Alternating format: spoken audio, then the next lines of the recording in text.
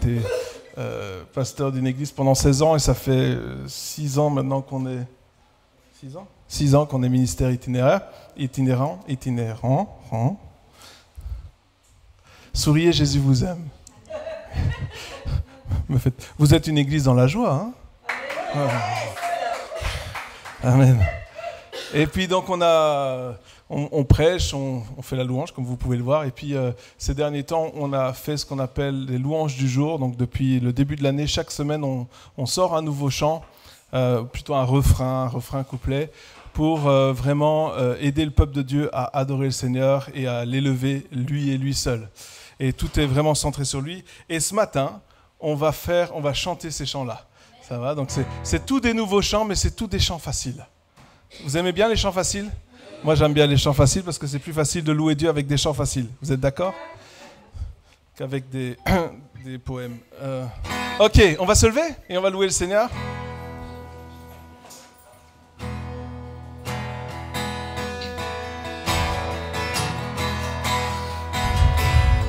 Toute ma vie, je te louerai de tout mon cœur. Je te chanterai. Tu es mon Dieu, tu es mon Dieu. Je t'aimerai dès maintenant et pour l'éternité. Alors commence du début, toute ma vie. Toute ma vie, je te louerai de tout mon cœur. Je te chanterai. Tu es mon Dieu, tu es mon Dieu. Je t'aimerai dès maintenant et pour l'éternité. Et là on reprend un vieux chant. C'est mon histoire, c'est là mon chant. Louer mon sauveur le jour durant. Yeah, yeah, yeah. C'est mon histoire, c'est là mon chant, c'est là mon chant. Louer mon sauveur le jour durant. Hey! Na na na na na na na na na. C'est le plus difficile ça. Yeah. Na na na na na na na na na. Oh, oh, na na na na na na na na na na na. Yeah. Na na na na na na na na.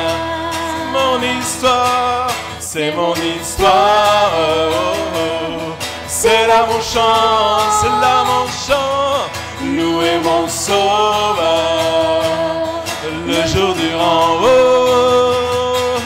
c'est mon histoire, c'est mon histoire. C'est là mon chant, c'est là mon chant. Louer mon sauveur le jour durant. Na na na na na na na na na. Oh oh oh, na na na na na na na na na na na na na na, yeah. Na na na na na na na na na. Oh oh, na na na na na na na na. Encore une fois, na na na na. Na na na na na na na na na. Na na na na na na na na. Na na na na na na na na na. Na na na na na na na na. Reçois ma reconnaissance, mon Jésus, mon Sauveur. Reçois ma reconnaissance, mon Jésus, mon Sauveur. Car tu m'as aimé, le premier, tu m'as racheté. Tu m'as aimé, car tu m'as aimé, le premier, tu m'as racheté. Reçois ma reconnaissance, mon Jésus, mon Sauveur. Reçois ma reconnaissance, mon Jésus, mon Sauveur. Tu m'as aimé, le premier, tu m'as racheté. Tu m'as aimé, tu m'as aimé, le premier, tu m'as racheté. Reçois ma reconnaissance. Reçois ma reconnaissance, mon Jésus, mon Sauveur. Reçois ma reconnaissance, mon Jésus, mon Sauveur. Tu m'as aimé, le premier, tu m'as racheté. Tu m'as aimé, tu m'as aimé, le premier, tu m'as racheté. Tu m'as aimé, tu m'as aimé, le premier, tu m'as racheté. Tu m'as aimé, tu m'as aimé, le premier, tu m'as racheté.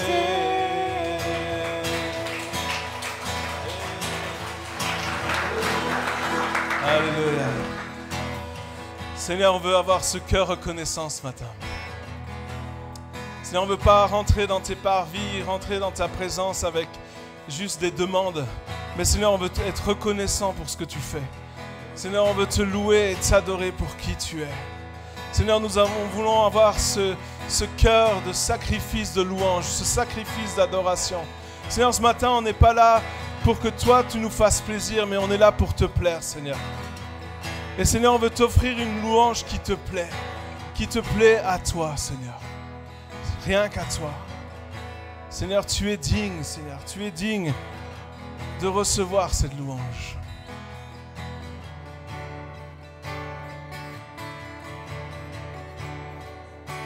Tu es notre Dieu. Tu es notre Dieu. Il n'y en a point d'autre. Il n'y en a point d'autre. Tu es notre Dieu.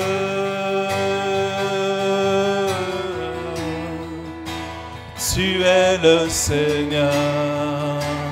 Tu es notre Dieu. Tu es notre Dieu, tu es notre Dieu, il n'y en a point d'autre, il n'y en a point d'autre, oui tu es notre Dieu,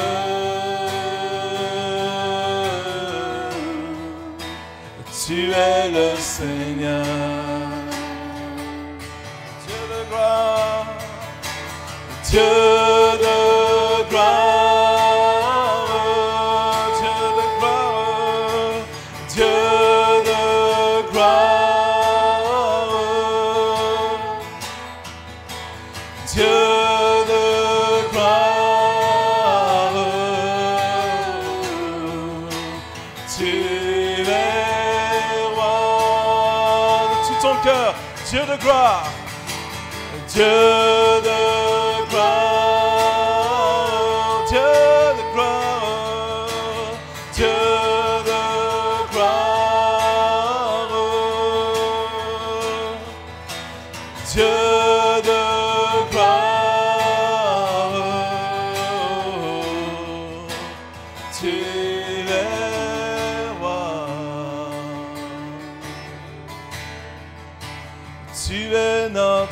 Dieu.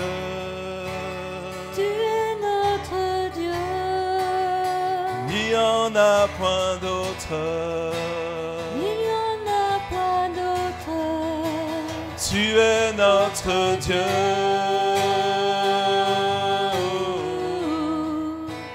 Tu es le Seigneur. Encore, tu es notre Dieu.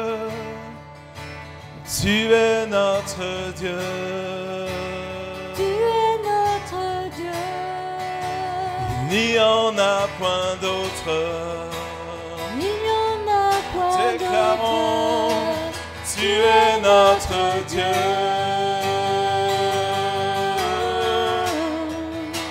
Et tu es le Seigneur, oh Dieu de gloire, Dieu de gloire.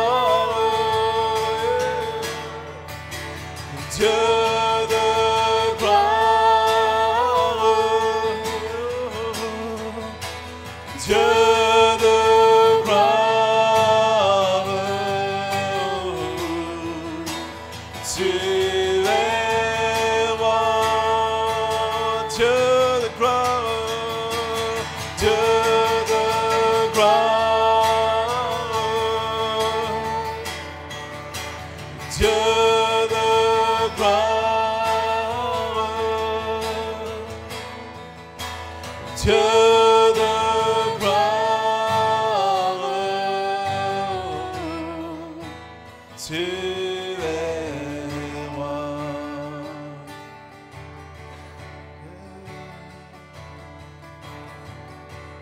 Tu es si merveilleux, étoile du matin, Dieu de l'infini, tu es glorieux, tu es si merveilleux, étoile du matin, Dieu de l'infini, tu es glorieux, tu es glorieux, tu es si merveilleux, tu es si merveilleux, étoile du matin, oh, Dieu de l'infini, tu es glorieux, tu es glorieux.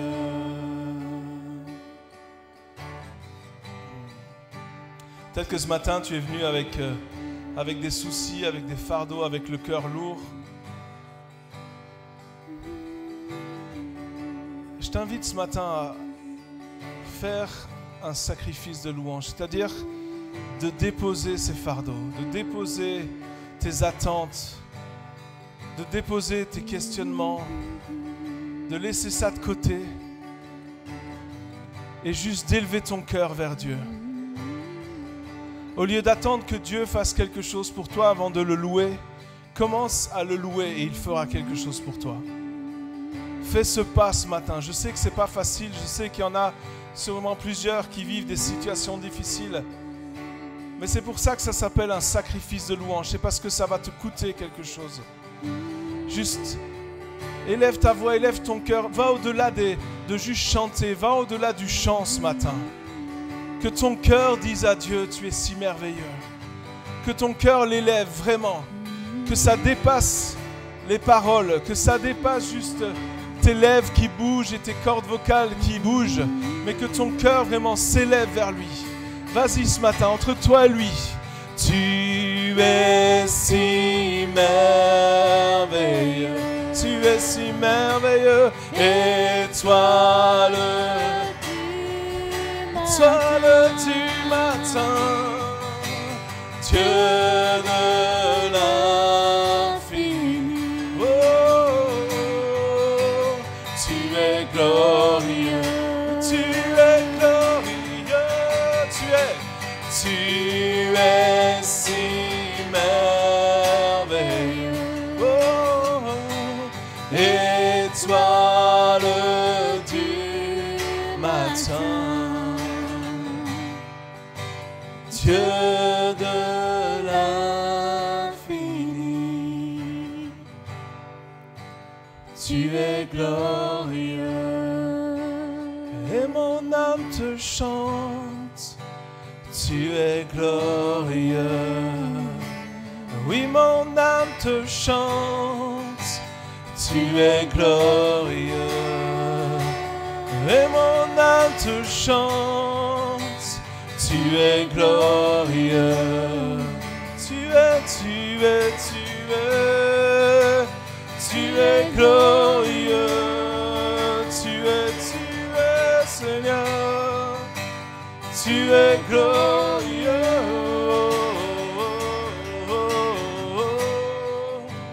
tu es glorieux.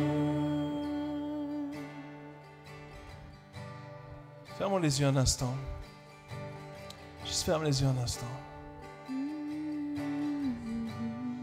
Et alors que ton âme s'élève vers Dieu, sens sa présence, sa douce présence qui vient maintenant, qui vient à ta rencontre.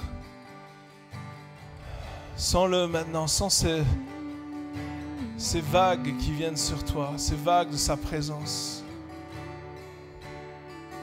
Il veut te remplir, il veut restaurer ton âme.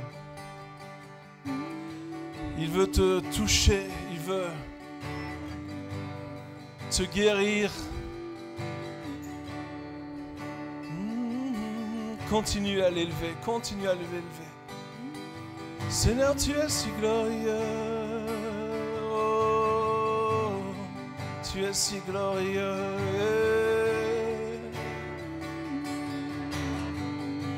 Je veux te louer, oh Dieu. Je veux te louer, oh Dieu. Élever le roi des cieux. Élever le roi des cieux.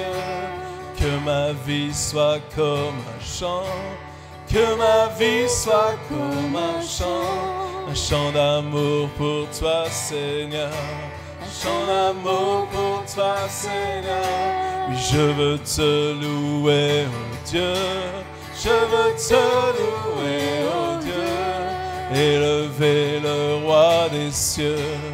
Élever le roi des cieux. Que ma vie soit comme un chant. Que ma vie soit comme un chant d'amour pour toi, Seigneur. Un chant d'amour pour toi, Seigneur. Je veux te louer, oh Dieu. Je veux te louer, oh Dieu. Élever le roi des cieux. Élever le roi des cieux. Oui, que ma vie soit comme un chant. Que ma vie soit comme un chant d'amour pour toi, Seigneur. Un chant d'amour pour toi, Seigneur. Un chant d'amour pour toi, Seigneur. Un chant d'amour pour toi, Seigneur. Un chant d'amour pour toi, Seigneur. Un chant d'amour pour toi, Seigneur. Un chant d'amour pour toi, Seigneur. Un chant d'amour pour toi, Seigneur. Je veux te louer, Dieu. Je veux te louer, oh Dieu. Élever le roi des cieux. Élever le roi des cieux. Oui, que ma vie soit comme un chant. Que ma vie soit comme un chant d'amour pour toi, Seigneur. Un chant d'amour pour toi, Seigneur. Un chant d'amour pour toi, Seigneur. Un chant d'amour pour toi, Seigneur. Un chant d'amour pour toi, Seigneur. Un chant d'amour pour toi, Seigneur. Un chant d'amour pour toi, Seigneur. Un chant d'amour pour toi, Seigneur. Alléluia, Jésus. Alléluia, Jésus. Merci pour ta grâce, Seigneur. Alléluia. Est-ce que vous croyez que Dieu veut faire des choses ce matin? Amen. Ce que je reçois, c'est que pour certains, Dieu veut restaurer la joie de ton salut. Et je ne sais pas ici si ce matin, il y en a qui ont un peu comme perdu la joie de leur salut. Il y en a, c'est le cas, où au lieu de te réveiller joyeux tous les matins, c'est plutôt le contraire qui se passe. Il faut vraiment te motiver pour... Ouais, je sais qu'il y en a. Vous êtes timide, hein. Mais Dieu veut restaurer la joie de ton salut ce matin. Vous savez, on n'est pas juste là, enfin je sais que vous le savez, mais on n'est pas là juste pour chanter des chants et parler et puis se voir. C'est super tout ça. Mais on est là pour rencontrer Dieu. Est-ce que vous êtes là pour rencontrer Dieu ce matin? Moi, je suis là pour rencontrer Dieu. Et vous savez, quand Dieu est là, quand Dieu habite et demeure au milieu des louanges de son peuple, il y a quelque chose qui se passe. On ne reste pas indifférent à la présence de Dieu. Nos vies sont touchées, elles sont transformées, elles sont changées à jamais. Et c'est ce qu'il veut faire ce matin. Au-delà des apparences, Dieu veut toucher ton cœur. Et ce matin, j'aimerais, je sais, on ne fait pas ça d'habitude, mais j'aimerais qu'on ferme les yeux un instant encore. Et si c'est toi, tu sais que c'est toi et tu as besoin que Dieu restaure la joie de ton salut, c'est la première chose à faire, c'est de dire, Seigneur, je reconnais. De ne pas faire semblant, de ne pas être dans le déni en disant, non, tout va bien, mais de dire, oui, Seigneur, c'est vrai. C'est vrai que j'ai l'impression que j'ai perdu la joie de mon salut. J'ai l'impression que, ouais, c'est vraiment dur ces temps-ci. C'est dur, tu as même du mal de t'approcher de lui, tu as même du mal de venir dans sa présence et de recevoir. C'est comme un combat à chaque fois. Mais ce matin, Dieu, il veut briser ces chaînes-là, il veut briser cette noirceur. Il dit dans ta vie que la lumière soit, et les ténèbres s'enfuient. Au nom de Jésus, on veut briser toutes les pensées qui ne sont pas de Dieu, toutes les voix qui ne sont pas de Dieu. Maintenant, nous les faisons taire dans les vies, dans les cœurs, au nom de Jésus-Christ. Nous proclamons la seigneurie de Jésus-Christ dans ce lieu, dans les vies. Nous appelons maintenant le ciel sur la terre. Nous proclamons que les anges de Dieu montent et descendent ici, dans ce lieu. Et si toi, tu regardes aussi sur ton ordinateur ou peu importe, maintenant que la présence de Dieu se manifeste là où tu es. Et je prie maintenant pour une délivrance. Je prie pour une libération complète au nom de Jésus. Que tous les mensonges du diable qui sont là et qui t'assaillent, qui sont littéralement en train de t'assaillir maintenant, disparaissent au nom de Jésus-Christ. Qu'ils s'évanouissent et je proclame la vérité de la parole de Dieu maintenant. Au nom de Jésus. Au nom de Jésus, nous voulons déclarer, diable, ce n'est plus toi qui règne, mais c'est Jésus-Christ qui règne. C'est lui qui a gagné la victoire. Par son sang, nous avons la victoire. Par son sang, nous avons la délivrance. Par son sang, nous avons la guérison. Alléluia Jésus. Alléluia Jésus. Manifeste-toi maintenant. Et si tu te sens concerné ce matin, juste dis, Seigneur, je reçois ta liberté, je reçois maintenant ta vie, je reçois la lumière qui brille dans les ténèbres, la lumière qui brille dans les ténèbres. Je veux recevoir cette lumière maintenant. Seigneur, que ta lumière brille sur moi, que ta lumière brille sur moi, que ce soit ton cœur qui lui dise, pas juste du bout des lèvres. Encore une fois, Dieu il veut que tu sois sincère, Dieu il veut que tu sois vrai, Dieu il veut que tu sois entier pour lui. Si tu veux être libéré, dis-lui franchement, Seigneur, je veux être libéré. Si tu veux revoir la lumière, dis Seigneur, oui, je veux revoir la lumière. Si tu veux à nouveau avoir cette vie, cette joie du salut, dis-le, oui Seigneur, donne-moi ta joie, parce que la joie du Seigneur est ma force. La joie du Seigneur est ma force. Et je veux recevoir ta joie ce matin. Alléluia. Alléluia Jésus. Merci Seigneur. Merci Seigneur Jésus. Merci Jésus. Merci Jésus. Le prochain chant qu'on va chanter s'appelle Yeshua, assis sur le trône. Je pense qu'on l'avait chanté la dernière fois qu'on était venu. Mais pour rappel, j'étais en train comme dans un demi-sommeil et tout d'un coup j'ai eu ce songe et j'ai vu les anges de Dieu qui étaient autour du trône et qui dansaient autour du trône et qui donnaient leur couronne. Et ils chantaient ce chant, Yeshua, assis sur le trône. Nous te couronnons, toi le roi éternel. Yeshua, assis sur le trône. Nous te couronnons, toi le roi éternel. Yeshua, assis sur le trône. Nous te couronnons, toi le roi éternel. Yeshua, assis sur le trône. Nous te couronnons, toi le roi éternel. Yeshua, assis sur le trône.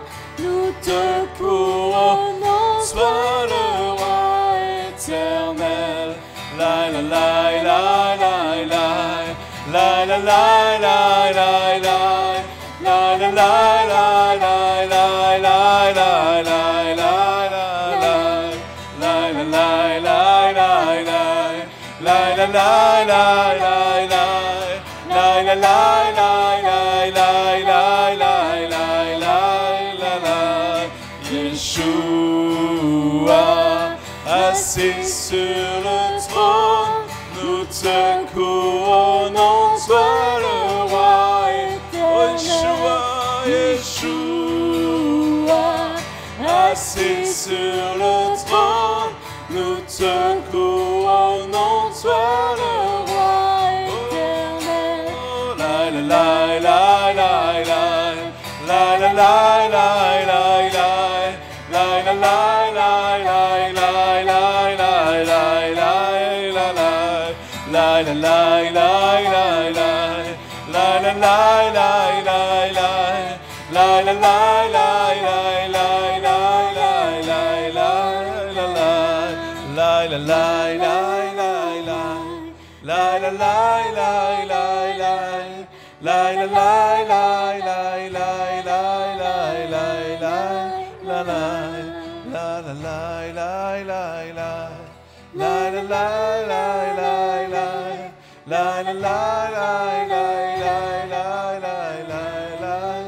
la Yeshua, assis sur le trône, nous te couronnons, toi le roi éternel. Yeshua, assis sur le trône, nous te couronnons, toi le roi éternel.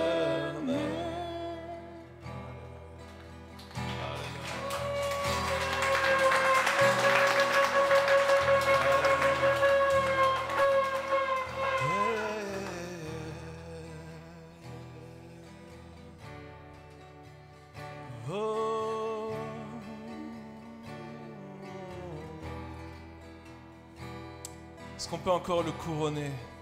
Est-ce que tu peux encore lui dire, Seigneur, je veux te mettre à la première place dans ma vie.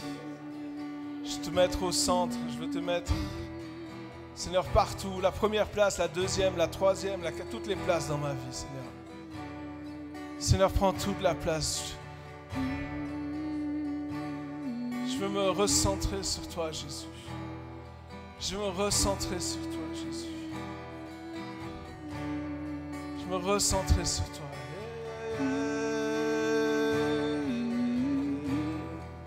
Nous te couronnons, oh, toi le roi éternel, toi le roi de gloire. Nous te couronnons,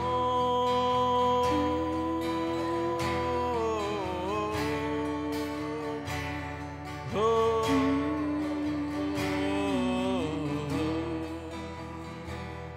Yeshua, assis sur le trône, nous te couronnons, toi le roi éternel. Yeshua, assis sur le trône, nous te couronnons, toi le roi éternel.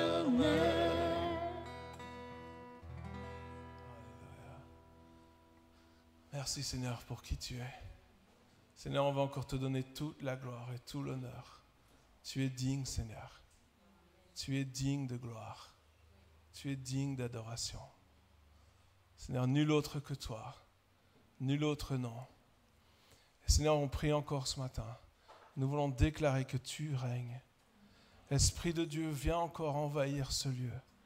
Viens encore envahir, remplir ce lieu, remplir nos vies, remplir, Seigneur, ce temple que nous sommes.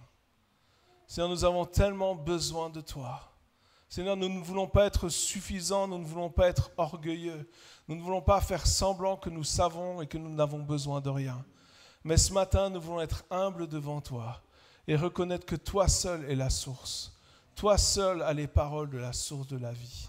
Et Seigneur, c'est vers toi que nous voulons venir. Seigneur, c'est à cette source que nous voulons nous abreuver encore ce matin. Au nom de Jésus. Amen. Amen.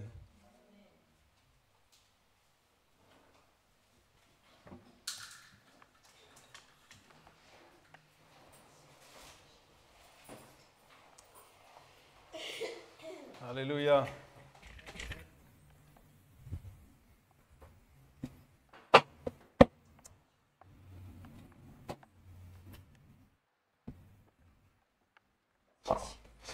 Amen, Dieu est bon. Amen. Alléluia. Il est toujours bon. En tout temps, en tout lieu, en toutes circonstances, Dieu est bon.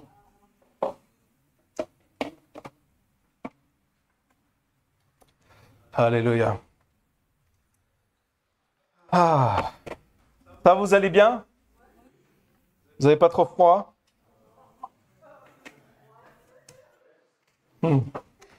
Alors, juste avant de commencer, je fais un peu la pub. Donc, comme je vous l'ai dit, on a fait des louanges du jour. Donc, chaque semaine, on a sorti un chant. Et là, on a 2 albums qui sont sortis. Les 26 premiers chants sont sur les 2 premiers albums. Et donc, je vous encourage vraiment. Ils sont au prix de 10 €. Mais si vous achetez 2, c'est 15 € pour les 2. Alors, hein, je sais, vous allez me dire. Oui, mais Nat, j'ai pas de cash. Et je vais vous répondre, c'est pas grave parce que, qu'est-ce qu'on a? On a un bon contact. Donc, vous pouvez payer avec la carte. Ah, je sais. Vous allez me dire, oui, mais Nat, j'ai plus de lecteur CD, il faut vivre avec son temps. C'est pas grave. On a des clés USB avec tous nos albums dessus. Voilà. Et vous allez dire, oui, mais j'ai pas de clé USB. C'est pas grave. Les albums sont sur iTunes, Spotify et tous ces trucs-là. Voilà. Notre but, c'est vraiment de bénir le peuple de Dieu. On sort, évidemment, vous pouvez regarder, écouter ces titres gratuitement sur Internet. Mais lorsque vous achetez les albums, non seulement vous avez notre photo, c'est important d'avoir notre photo,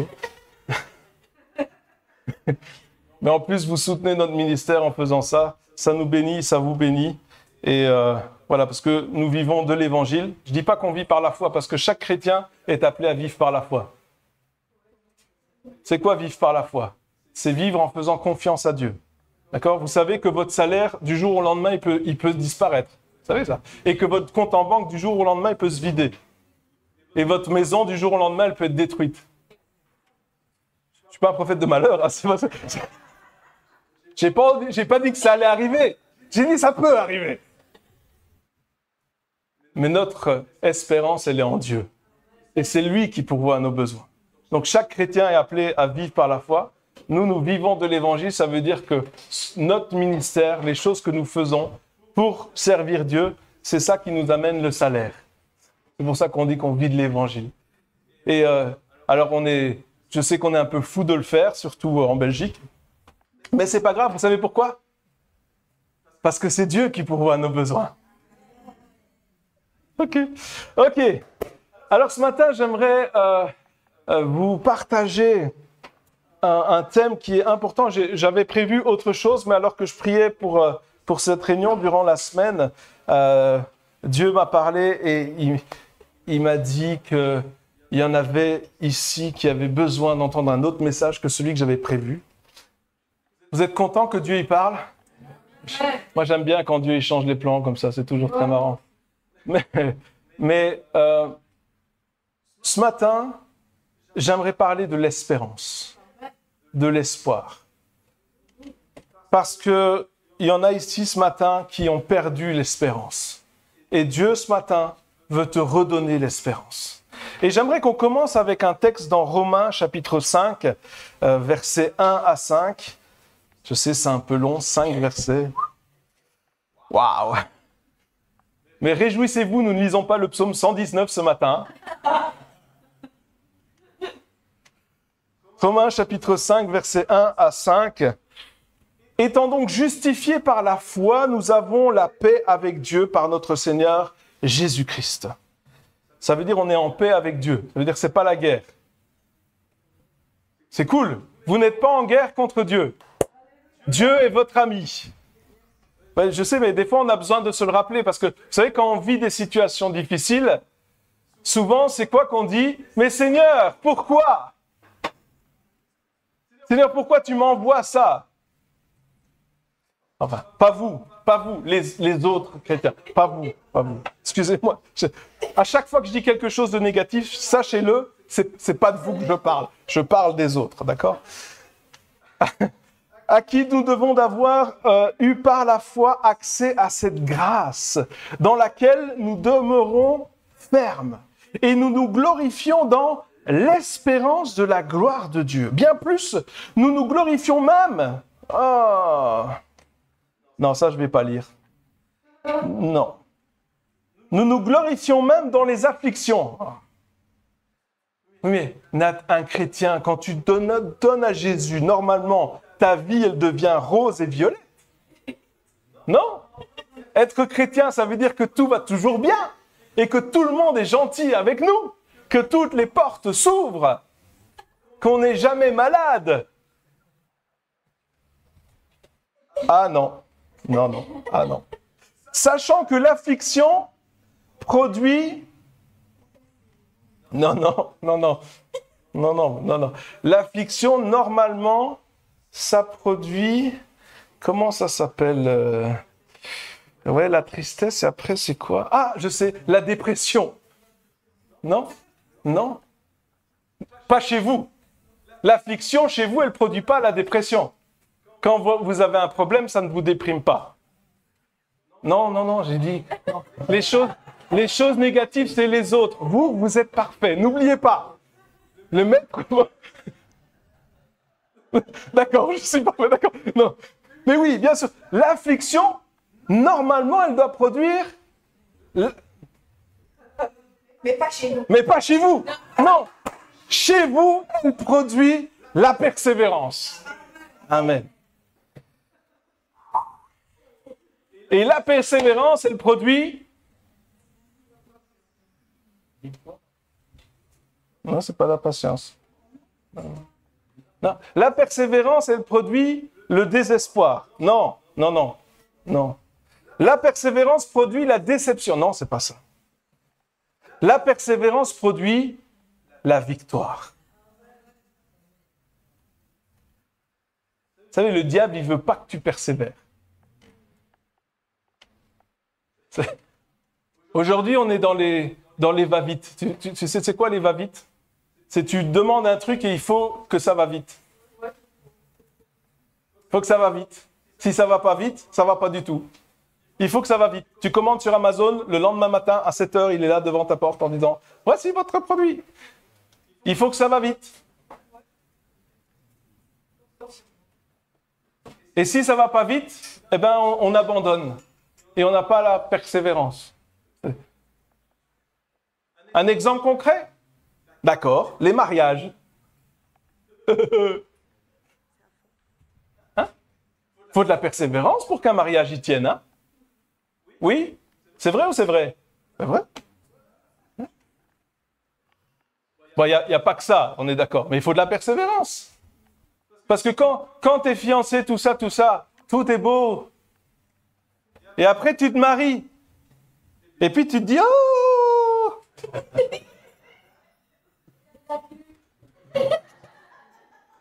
Si j'avais su, ça, j'avais pas vu, alors. Oh là là! Moi, quand je me suis marié, je m'étais dit que ma femme, elle devait être comme dans Proverbe 31. Vous avez déjà lu Proverbe 31? Je me suis dit, la femme, c'est ça. Donc, j'ai dit à ma femme, il faut que tu lises Proverbe 31. Tous les jours. Et puis, j'ai dit, Seigneur, change-la parce qu'elle n'est pas comme dans Proverbe 31. Et Dieu, il m'a répondu une réponse que moi, je ne voulais pas entendre. Il m'a dit, t'as qu'à changer toi. Mesdames, dites Amen. Oh, il y a un message subliminal là-dedans. Il y a vraiment un message, là, je ne sais pas pour toi. Mais... Amen, vas-y. Donc, mais on voit, et qu'est-ce qui se passe quand c'est comme ça? Ben, on est face à un problème, à un conflit, et on doit persévérer. Parce que si on persévère, on va avoir la victoire. Si on ne persévère pas, ben, on n'aura pas la victoire. Vous savez pourquoi? Parce que la victoire, elle a besoin de persévérance. Il faut que une victoire, pour la savourer, Il faut que tu te battes. Si tu as une victoire sans combat, c'est pas une vraie victoire. C'est de la triche. On est d'accord? Vous avez déjà été à l'école? Vous avez déjà triché? Non, excuse. Tu n'as pas compris. Pas vous. Vous êtes parfait, ok? Donc, il n'y a personne ici qui a jamais triché. Même pas moi. Ah oui, il ne peut pas mentir. Et quand on triche, pas vous, vous ne savez pas de quoi je parle, mais quand on triche, et que tu triches et que tu réussis et que tu gagnes, est-ce que la victoire, tu la savoures? Non. Non. Par contre, si tu as tout donné, si tu as étudié, oui, je sais, c'est un mot qu'on n'utilise plus. Maintenant, étudier, ça s'appelle ChatGPT. On a remplacé étudier par ChatGPT. Je viens de pas te dire que j'ai fait une proute, hein, c'est pas ça, c'est vraiment le nom du truc. Hein. ChatGPT. Je sais pas pourquoi ils ont appelé ça comme ça, mais à chaque fois que tu le dis, t'avoues quelque chose. Bon, enfin, peu importe. Et donc, on a remplacé ça, mais lorsque tu fais des efforts et que finalement tu as la victoire, tu es vraiment content, n'est-ce pas? On est heureux et on savoure cette victoire. Donc la persévérance, c'est de mettre la victoire dans l'épreuve. Et cette victoire, qu'est-ce qu'elle amène, cette victoire? Cette victoire, elle est précieuse parce qu'elle amène la chose la plus importante, l'espérance. Vous savez pourquoi ça amène l'espérance? Parce qu'une fois que tu as gagné une fois, la prochaine fois que tu as encore un problème, au lieu d'en avoir aucune référence de victoire, tu en as une. Tu te souviens que tu as déjà gagné. Et donc, tu espères la victoire. L'espérance. Vous pouvez me dire, l'espérance, c'est un grand mot, mais ça ne veut rien dire. Vous savez que la première chose qui disparaît chez un enfant, c'est l'espérance. Une fois qu'il est déçu. C'est la première chose qui disparaît. Quand papa, maman, ils disent « Oh, on va aller faire ça, ou tu vas avoir ce jouet-là, etc. » et qu'ils ne le reçoivent pas. Pas ici, tous les parents ici sont parfaits. Mais vos parents, ils n'étaient pas parfaits. Hein? Vos parents, ils étaient parfaits.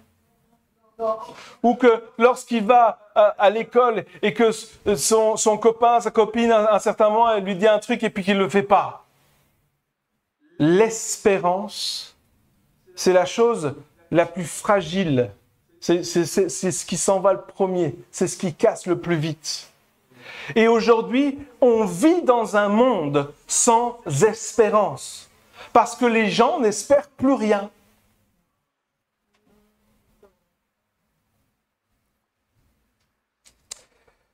Si je vous dis,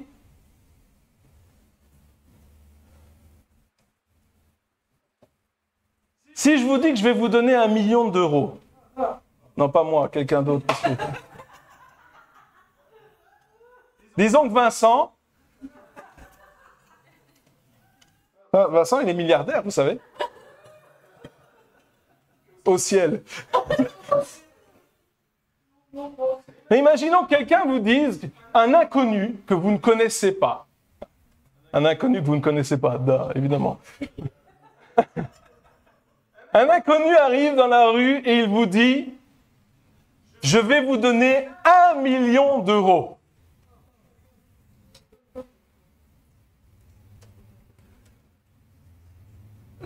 Alors je sais qu'il y en a qui sont facilement pigeonnables, mais là, qu'est-ce que vous allez faire? Est-ce que vous allez le croire? Qui ici, si quelqu'un vous dit, que vous ne connaissez pas, vous dit je vais vous donner 1 million d'euros, tu décroches ton téléphone, tu appelles ton patron et tu dis je démissionne? Non? Tu appelles un agent immobilier et tu dis trouve-moi une belle baraque. Ou tu appelles le gars pour les travaux et tu dis ah, demain on commence la piscine. Qui va faire ça? Personne. Pourquoi? Parce que vous ne le connaissez pas, vous ne lui faites pas confiance, vous n'avez aucun espoir dans ses paroles. Et vous avez raison, hein. Les arnaques sur Internet, c'est comme ça. Hein. Vous recevez un email, vous avez gagné 3 millions d'euros. Ah ben ça alors, sans jouer. Waouh, je suis vraiment fort. Hein. Vous avez été tiré au sort. Où ça? Comment t'as fait pour tirer au sort, moi? Enfin. Surtout que moi, je suis le genre de gars, si je joue à quelque chose, je sais que je ne vais pas gagner. Vous êtes comme ça? Enfin, moi, j'ai un ami, tous les concours qu'il faisait, il les gagnait, tous. Je sais pas, à chaque fois, il était tiré au sort, le gars. Chaque fois. Moi, j'ai participé à plein de tombolas. Eh ben, tombola, il ne m'aime pas, moi. Les tombolas. Mais lui, il gagnait tout, à chaque fois. À chaque fois, il gagnait. Mon frère, pareil. Mon frère, il gagnait tout. Bon, nous, quand on était jeunes, vous avez connu Radio Contact, vous voyez c'est quoi, non? Et Radio Contact, il faisait des jeux téléphoniques. Et le premier qui appelait, il avait une place de cinéma. Eh ben nous, presque 2 fois par mois, on allait au cinéma. Et des fois, on allait à 5, 6. Mon frère, il gagnait toujours. Il était là. Allô? Et hop là, gagné. Et donc, on a été voir toutes les avant-premières, tout ça, c'était cool. Mais moi, non.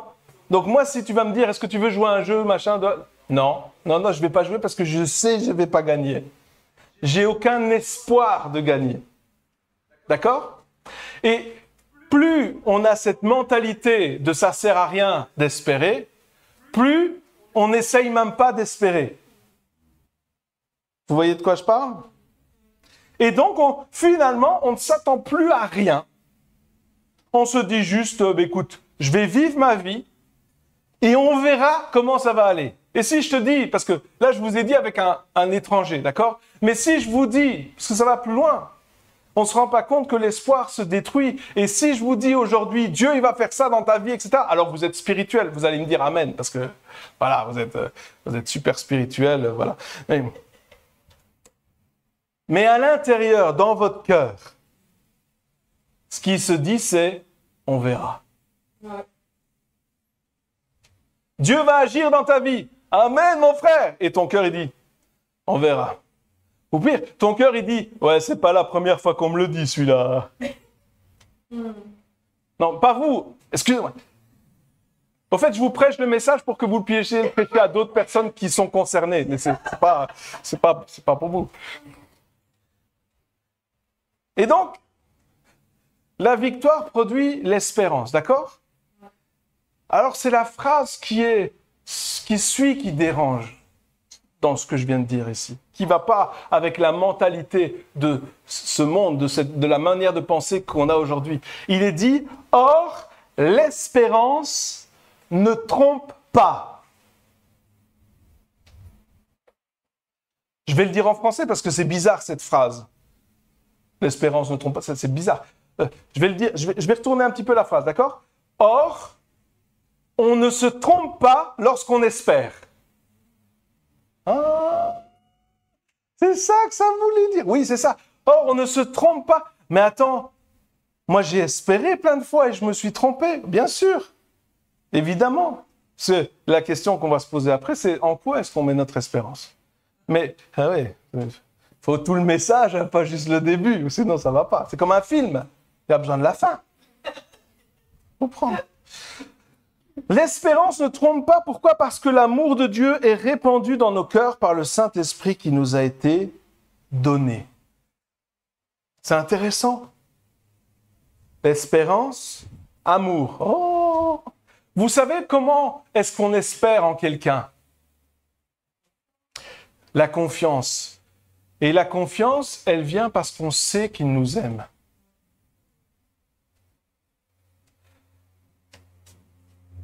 Si je m'attends à ce que Dieu fasse quelque chose pour moi parce que je l'ai mérité, alors je ne serai jamais sûr qu'il va vraiment le faire parce que j'aurai jamais la certitude de l'avoir mérité. Mais si je crois que Dieu fait les choses pour moi parce qu'il m'aime, alors j'ai la certitude qu'il va le faire parce qu'il m'aime. J'ai la certitude qu'il m'aime. Ah, mais c'est là le problème. D'autres chrétiens dans le monde n'ont pas la certitude que Dieu les aime. À cause des choses que d'autres chrétiens ont vécues, à cause des circonstances qui se sont passées dans notre vie, les choses difficiles qui se sont passées, à cause de tout ça, à cause de ce qu'on nous a dit, de ce qu'on nous a appris, de tout ça, on n'a plus, ou jamais eu la certitude que Dieu nous aime. Ou alors, on a une idée de l'amour de Dieu. On a une idée d'un Dieu qui m'aime. Alors oui, il m'aime, mais il aime bien me punir. Il m'aime franchement, quoi. Il m'aime fortement. Moi, je parlais avec un homme l'autre jour et il me disait « Ah oui, Dieu, il m'aime et Dieu, il m'a rattrapé, il m'a foutu une grosse fessée. » Ouais, il m'a envoyé plein de trucs. Vous savez qu'en début de l'année, Isabelle a fait un AVC. Alors, bien sûr, elle va beaucoup mieux, mais il y a des gens qui sont venus nous voir. Et puis qui nous ont dit, mais Dieu, il l'a permis. Dieu, il a permis. Dieu, peut-être, il veut t'apprendre quelque chose avec ça. Je dis, mais attends, wow. Je dis, l'AVC, il vient pas de Dieu, les gars, Ça vient pas de lui. Jésus, il a été très clair là-dessus. Il a dit, parce qu'il disait que Jésus chassait les démons au nom de Belzébuth, et Jésus, il a dit, un royaume ne peut pas se combattre contre lui-même. C'est-à-dire, il ne peut pas envoyer les démons et les chasser. Il ne peut pas envoyer la maladie et guérir. Ah, non, mais ma théorie, alors, elle est où? Jésus, est-ce qu'il est venu... excusez-moi, mais... Jésus est venu révéler le Père, d'accord? Vous êtes d'accord jusque-là? Est-ce que Jésus, vous avez vu dans la Bible qu'il est dit, Jésus envoya la maladie sur les gens? Non. Non, qu'est-ce qu'il a fait Jésus? Mais vous imaginez si c'est lui qui envoie la maladie, mais il fait 2 fois le travail. Moi, j'aime pas faire 2 fois le travail. Vous connaissez la loi du moindre effort? Ouais. Ah ben voilà. Non mais, Jésus, il guérissait les malades. Il n'est jamais écrit nulle part que Jésus envoyait la maladie. Oui. Non. Non, Jésus n'a pas envoyé la maladie, il guérissait. Alors pourquoi est-ce qu'on croit encore aujourd'hui, ah mais Dieu, il envoie la maladie? Non, Dieu, il veut te guérir. Il n'y avait pas d'amen. Dieu, il est celui... Oui, mais les gens qui meurent, alors? Ben, les gens qui meurent, ben, ils meurent. Écoute, je sais pas. Je sais pas. J'aimerais vous dire que je sais, mais je sais pas. Mais ce que je sais, c'est que Dieu veut guérir. Ce que je sais, c'est que Dieu guérit encore aujourd'hui. Ce que je sais, c'est que j'ai vu énormément de guérisons. Parce que Dieu est le Dieu qui guérit. Et quand je vous dis des guérisons, je vous parle de guérisons miraculeuses. Pas quand tu as un rhume et que 5 jours plus tard, ça va mieux. Mais Dieu guérit encore aujourd'hui. Alors, alors quoi? Alors on peut encore espérer. Pourquoi? Parce que Dieu veut agir. Comment dire ça? Vous êtes dans une situation difficile, délicate, problématique, etc. Vous allez prier, vous allez demander que Dieu, il agisse. Et au début, vous n'allez pas voir grand changement. D'accord? Je sais que ça vous est jamais arrivé. Moi, ça m'est arrivé. Donc, je vais témoigner. Je suis le plus petit d'entre vous. Et donc, je vois pas de changement. Qu'est-ce que je fais? J'ai 2 décisions là que je dois prendre. 1, je dis, Seigneur, c'est quoi ton problème? Pourquoi tu fais rien? Qu'est-ce que t'attends? T'aimes bien me voir souffrir ou quoi? Ça te plaît de me voir comme ça? Je sais. Vous ne réagissez jamais comme ça. 2e solution. Seigneur, je sais que toi, tu es de mon côté. Je sais que tu es mon ami. Et ce que tu veux, c'est mon bien. Montre-moi qu'est-ce qui cloche. Et avant de chasser tous les démons de la planète, montre-moi ce qui ne va pas chez moi. Est-ce que c'est mon attitude qui est en train de bloquer ton action? Vous voulez qu'on parle de guérison? Parlons-en. Vous savez qu'il y a beaucoup de guérisons qui ne sont pas reçues à cause du non-pardon. Tu sais, la guérison, c'est pas une question d'intercéder, etc. pour qu'il y ait... Non, Jésus a guéri. Nous avons été guéris. Par ses meurtrissures, nous avons été... C'est au passé, c'est fait. C'est une question de réception, la guérison. Et il y a beaucoup de personnes qui ne reçoivent pas leur guérison à cause du non-pardon. C'est-à-dire qu'ils en veulent à quelqu'un. Mais à quoi? C'est normal, un chrétien, il peut en vouloir. Non, il est dit de pardonner. Ah, c'est un gros mot. Non, c'est pas un gros mot, pardonner. Hein? Non, mais moi, je pardonne pas. Ou alors, attendez. Je pardonne, mais j'oublie pas. Ah. Ben, tu pardonnes pas, alors. Tu pardonnes pas. Il est dit de pardonner comme nous avons été pardonnés. C'est vrai ou c'est vrai? C'est vrai. Qu'est-ce qu'il est dit sur le pardon de Dieu envers nous? Il ne s'en souvient pas. Il a jeté nos péchés dans la mer de l'oubli. Oh, excusez-moi. Me regardez pas comme ça, s'il vous plaît. C'est dans la Bible, moi j'y peux rien, hein.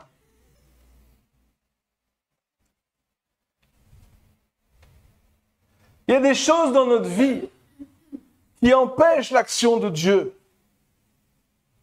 Et souvent, au lieu de remettre les autres en question, Dieu en question, la terre entière en question, peut-être on devrait se remettre soi-même en question.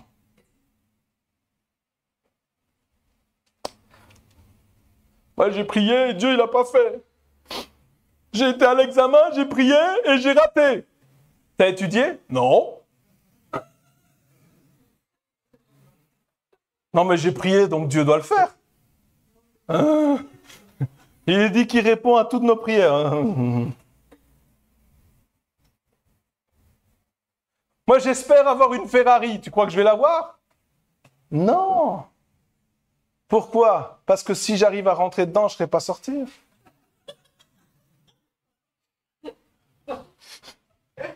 Faudra une grue, un chausse-pied, je sais pas moi. Et puis quand il faudra que j'aille faire le plein, je vais pleurer, c'est toutes les 5 minutes.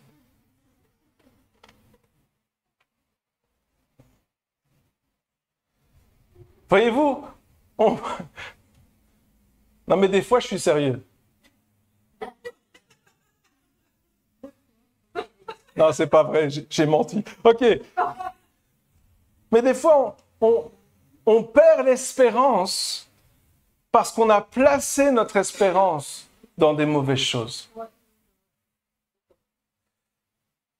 Mais le problème, c'est que quand on perd l'espérance, on perd toute l'espérance. Non seulement l'espérance dans les mauvaises choses, dans les autres personnes, etc., mais on perd l'espérance en Dieu aussi. Et ça, c'est grave. C'est grave parce qu'on en a besoin de l'espérance. La Bible nous dit qu'il y a 3 choses qui demeurent. La foi, l'amour et l'espérance.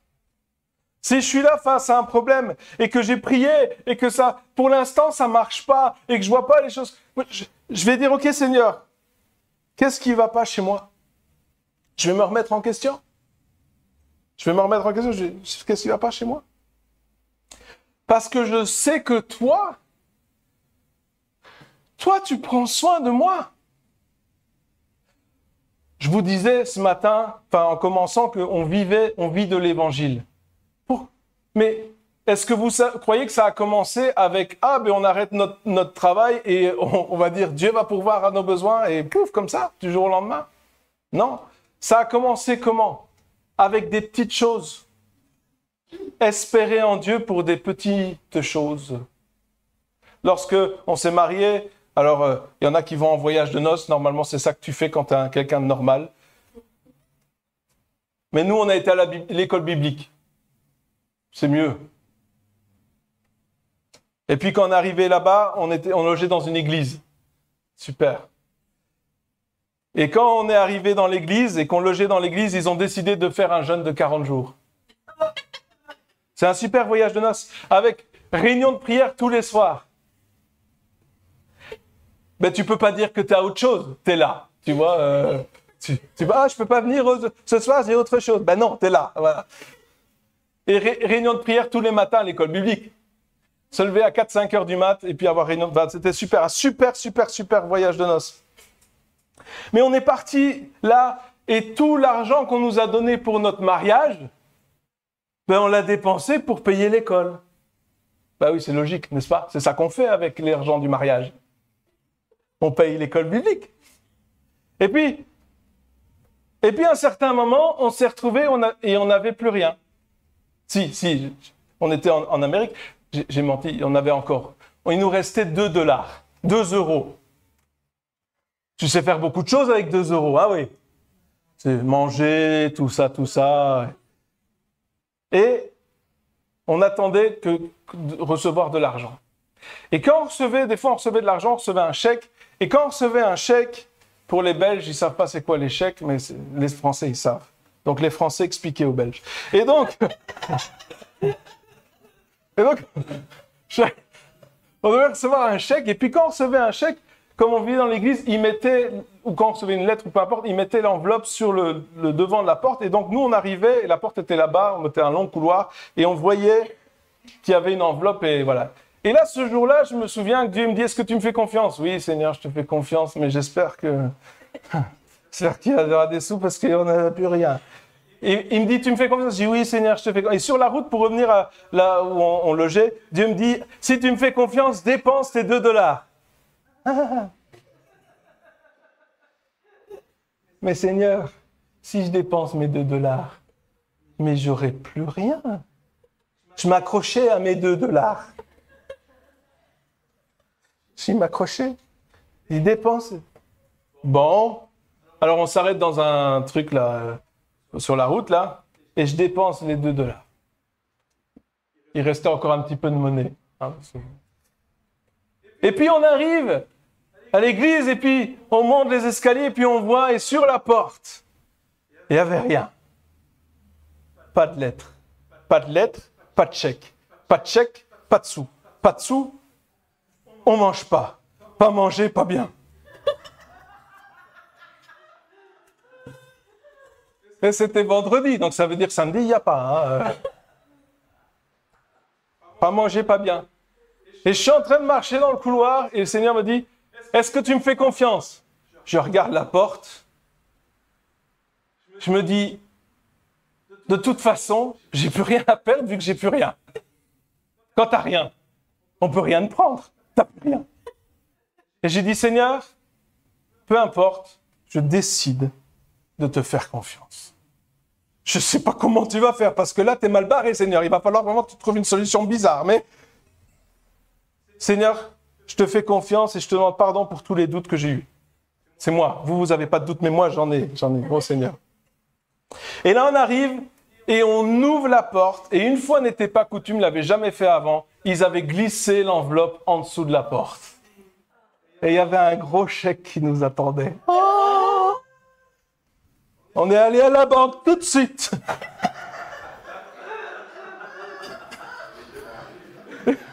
Et puis on était chercher à manger tout de suite. Mais qu'est-ce qui s'est passé la fois d'après où on avait besoin d'argent, à votre avis? Je me suis dit, la dernière fois, j'ai été jusqu'à la limite des limites. Mais ma décision de faire confiance à Dieu était la bonne. Alors s'il l'a fait une fois, il peut le faire encore. Et je sais une chose, c'est que dans chacune de vos vies, Dieu a déjà fait quelque chose. Alors au lieu de vous concentrer sur les choses que Dieu n'a pas faites, ou sur les déceptions que vous avez eues, ou sur les défaites que vous avez eues, regardez à vos victoires. Regardez à ce que Dieu a déjà fait pour vous. Regardez à ces choses qu'il a fait parce qu'il est le même, il ne change pas. Il veut vraiment votre bien. Il a vraiment des projets de paix et non de malheur. Ce qu'il veut, c'est votre bien, c'est le meilleur. Il a le meilleur pour vous. Non, il a le meilleur. Et la foi, l'espérance et l'amour, elles demeurent. Pourquoi? La foi, parce que je vais croire que Dieu est capable.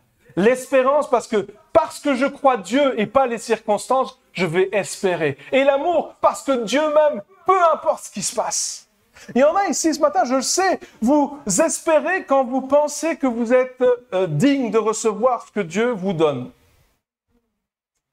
Mais quand le matin vous vous levez du mauvais pied et que vous faites des bêtises, pas ici, excusez-moi. Désolé, j'ai l'habitude de prêcher dans des églises non parfaites, mais quand on se lève et quand moi je me lève et que je fais des bêtises, des fois tu as l'impression que parce que tu as fait n'importe quoi, alors Dieu ne va pas agir et que tout d'un coup, parce que toi tu n'es pas fidèle, Dieu ne devrait plus l'être non plus. Mais la Bible nous dit que même si il nous arrive de ne pas être fidèles, lui demeure fidèle. Parce que ce qu'il nous donne, mes amis, ce qu'il nous donne, il nous le donne par grâce, pas par mérite.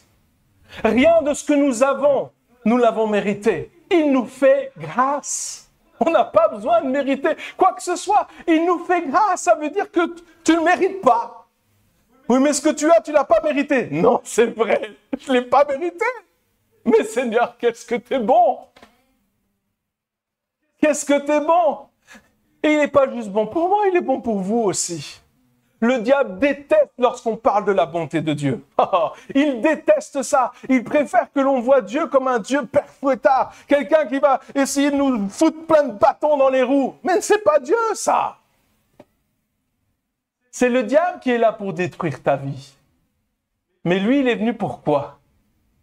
Pour que tu aies la vie. La vie en abondance. C'est pas juste la vie, hein. La vie en abondance, c'est mieux que la vie. C'est mieux que la vie tout court. La vie tout court, c'est la vie sans option. D'accord? Toi, tu as la vie en abondance, c'est full option. Mais elle ne peut pas avoir plus. C'est quoi qui caractérise l'abondance? L'abondance, c'est quand tu as trop. Dieu, il veut que tu aies trop. Ah bon? Ah bon? Je ne suis pas appelé juste à survivre. Non! Tu es appelé à vivre. Et je ne suis pas en train de parler de finances, hein, parce qu'il y en a, c'est la finance. Non, non, je ne sais pas. Écoutez, l'argent ne fait pas le bonheur. Non. Allez voir les gens les plus riches du monde, vous allez voir, ils sont sous antidépresseurs. Non. L'argent ne fait pas le bonheur, mais ça aide un peu. Ça reste à prouver. Non. Dieu fait le bonheur. Et c'est là que je continue et je vais terminer. Mais notre espérance, elle est en Dieu.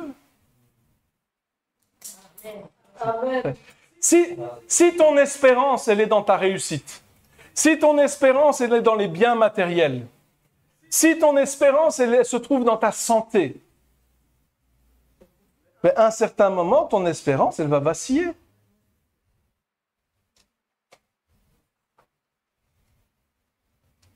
Mais si ton espérance, elle est en Dieu,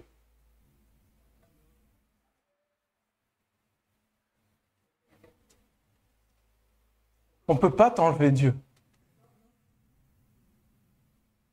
Vous savez, je te loue avec mes mains. S'il me manque les mains, je te loue avec mes pieds. S'il me manque les pieds, je te loue avec mes yeux, ou je ne sais pas quoi. S'il me manque les yeux, je te loue avec mon âme. Et s'il me manque l'âme, c'est que je te loue là-haut.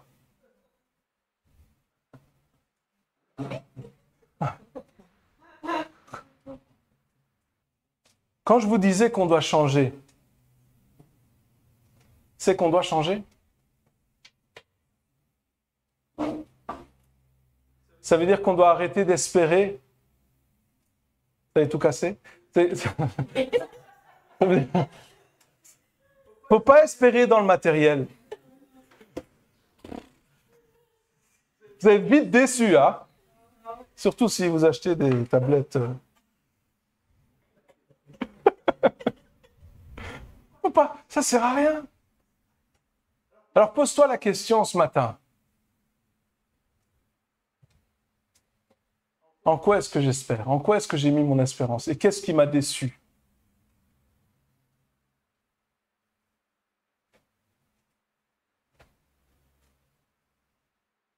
Et une fois que tu as trouvé, dis Seigneur, je veux remettre mon espérance en toi.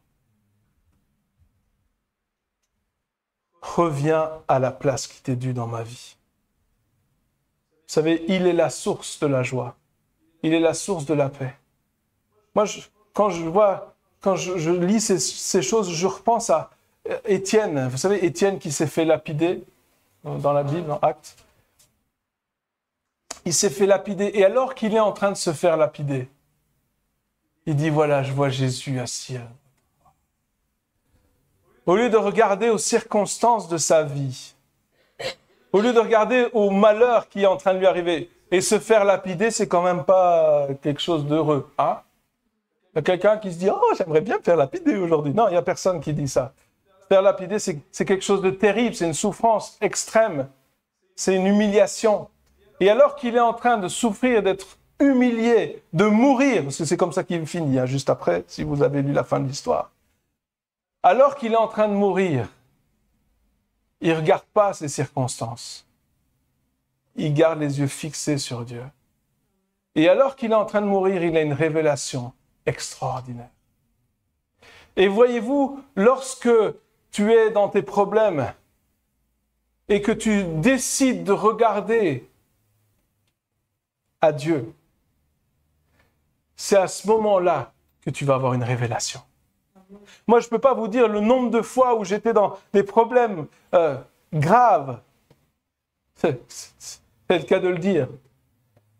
Ou quand j'ai regardé à Dieu, j'ai vu la solution. Lorsque Isa a fait son AVC, je ne sais pas si vous imaginez, elle était paralysée complètement, tout le côté gauche. Pendant un temps, elle ne voyait plus rien, elle était aveugle, elle ne parlait plus, elle ne savait plus se lever, elle a son bras qui faisait ce qu'il voulait.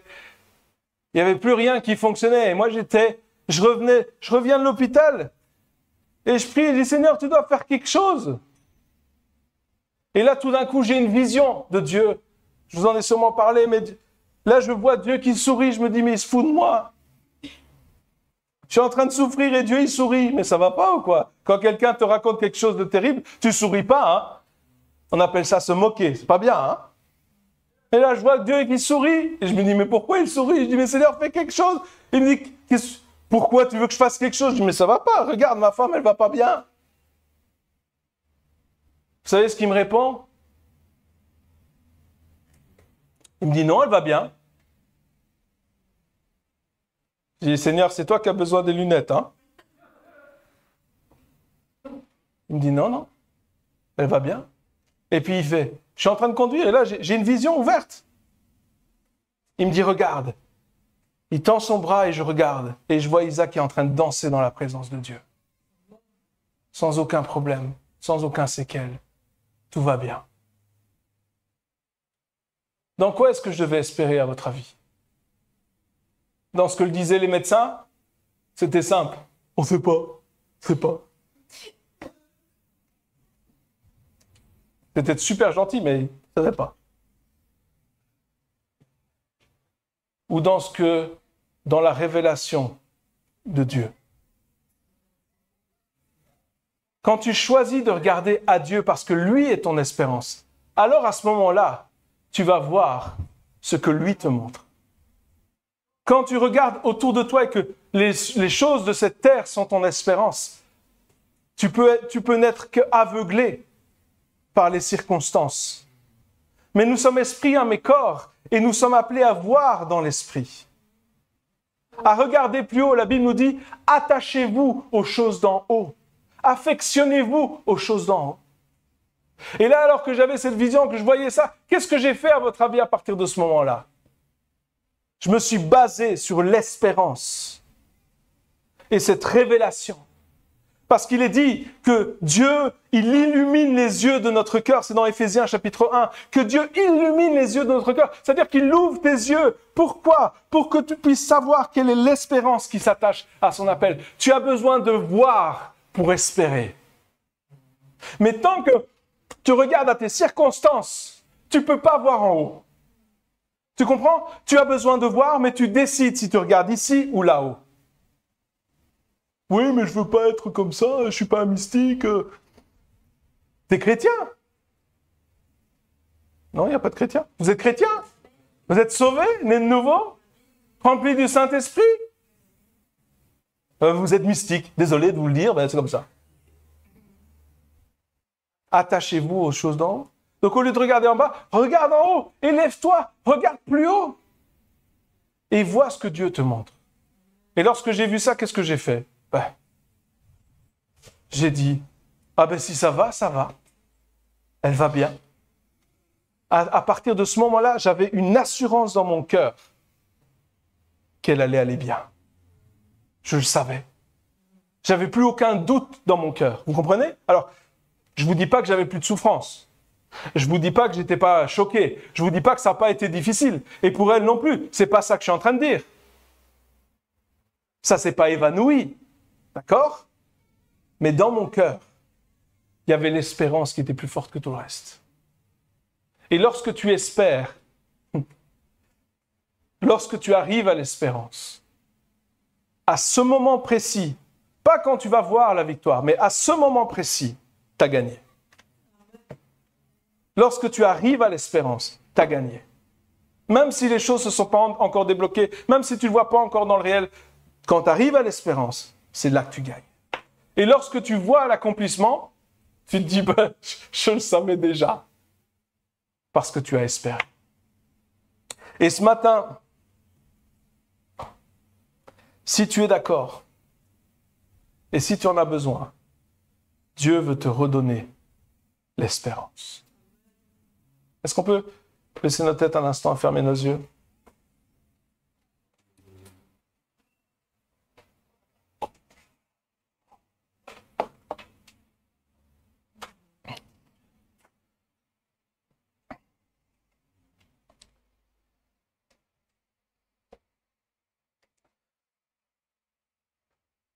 J'aimerais juste commencer par demander que chacun regarde dans sa vie, dans son cœur, son attitude. Et c'est pas devant moi que tu fais les choses, c'est entre toi et Dieu. J'ai rien à voir là-dedans, je suis juste le messager. Ce matin, je crois que au travers de ma bouche, c'est Dieu qui voulait te parler.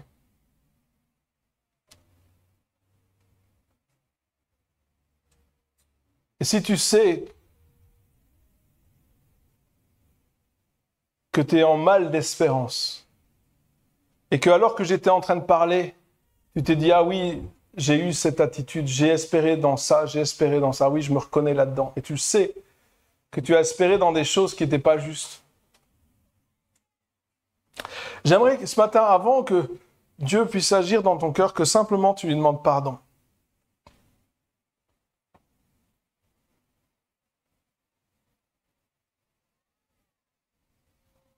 La Bible nous dit que lorsque nous confessons nos péchés, il est fidèle et juste pour nous pardonner, pour nous laver de toute iniquité.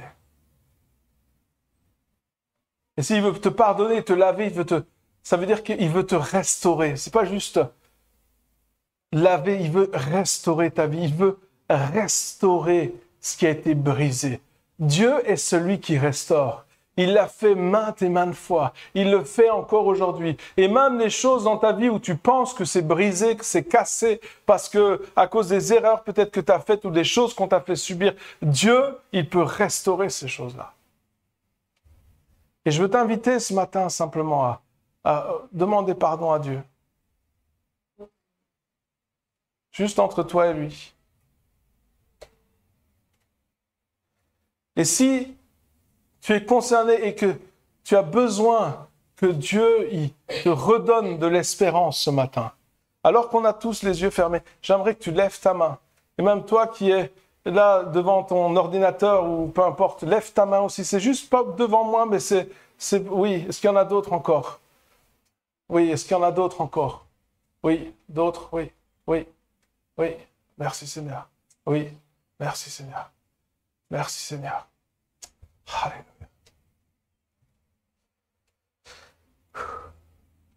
Je vais prier pour vous maintenant. Seigneur, je prie pour chaque personne ici qui a levé sa main, chaque personne devant son écran. Je prie maintenant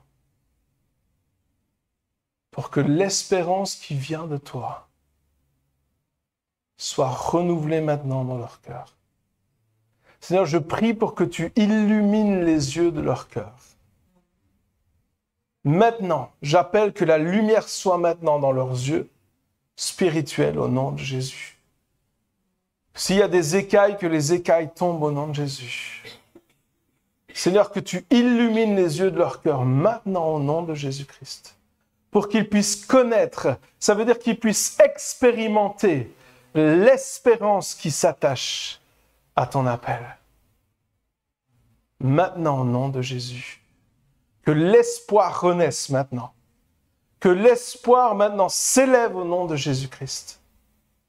Que l'espérance soit restaurée maintenant au nom de Jésus-Christ. Et nous voulons abattre tous les faux raisonnements. Nous voulons nous lever contre ces faux raisonnements qui s'élèvent contre la connaissance de Christ au nom de Jésus. Nous abattons les forteresses au nom de Jésus. Les forteresses qu'on a laissées s'ériger dans nos vies. Les forteresses qui sont venues avec les expériences, avec les faux espoirs. Au nom de Jésus, toutes ces forteresses des mentalités. Seigneur, nous acceptons, et tu peux le dire à Dieu, Seigneur, j'accepte que tu abattes les forteresses dans ma vie. J'accepte que tu abattes les forteresses dans mes pensées. Toutes ces forteresses qui s'opposent à ce que je te connaisse véritablement. Qui s'opposent à ce que je puisse recevoir ta grâce, ton amour, et que je puisse espérer en toi. Seigneur, merci parce que tu fais ces choses. Esprit de Dieu, je prie pour que tu continues ton œuvre dans les vies. Seigneur, au-delà de ce temps de prière maintenant, au-delà de ce culte, mais je prie aussi pendant cette journée, pendant cette semaine, je prie, Saint-Esprit, que toi qui as commencé une œuvre aujourd'hui avec ce message, qui a commencé cette œuvre de restauration de l'espérance, je prie, Esprit de Dieu, que tu continues cette œuvre. Parce que tu es celui qui confirme ta parole avec les signes, les prodiges et les miracles qui l'accompagnent. Seigneur Jésus, nous voulons te donner toute la gloire pour ce que tu fais, pour qui tu es. Et nous te remercions, Seigneur, pour ton œuvre parfaite. Au nom de Jésus. Amen. Amen. Que Dieu vous bénisse. Amen. Soyez bénis.